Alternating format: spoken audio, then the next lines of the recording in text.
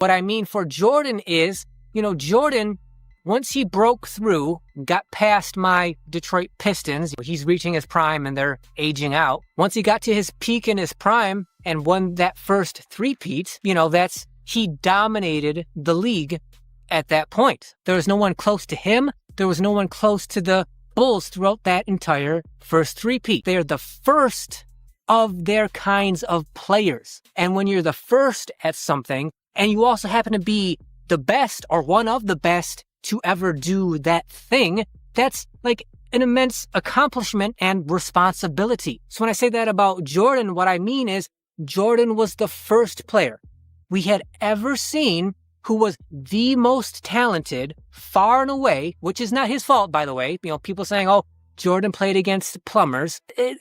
Just like it's not LeBron's fault the competition that he played against, not Jordan's either, right? Neither one's, responsible for the competition that was around in their playing days. But Michael Jordan, by far the most talented. But what we never saw before is he was the most talented, but he also worked the hardest, which you got him the dominating success that he did. His career path for greatness was like, okay, get through the 80s, get to the 90s, get Phil Jackson and Scottie Pippen, dominate the league, retire, come back, get another three-peat, still the most talented, still works the hardest, still has the most success, the most dominance for another three-peat, and then goes away again. That's Jordan's greatness.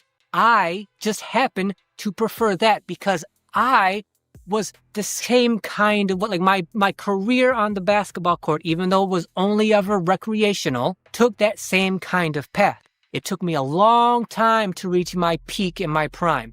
But by the time I got there, because I went so hard when I got to my peak in my prime, it was very short-lived, and then I fell off because I drove my body into the ground. So because I did it that way, I relate to Michael Jordan because his whole philosophy, when we're in the 90s and there's no internet and all we can do is read and watch on TV, the information that why Michael Jordan is as good as he is. And the main piece of information is he outworks everybody. He's the hardest practicer. Well, okay, we've never seen him, a player like that, do those kind of things and have that kind of success before. So yeah, me in the 90s, I just went as hard as I could, especially in practice, because that's what Michael Jordan did. For me, it ended up being finally getting to my peak. And then by the time I got there, my body was pretty much riddled with arthritis and I immediately fell off.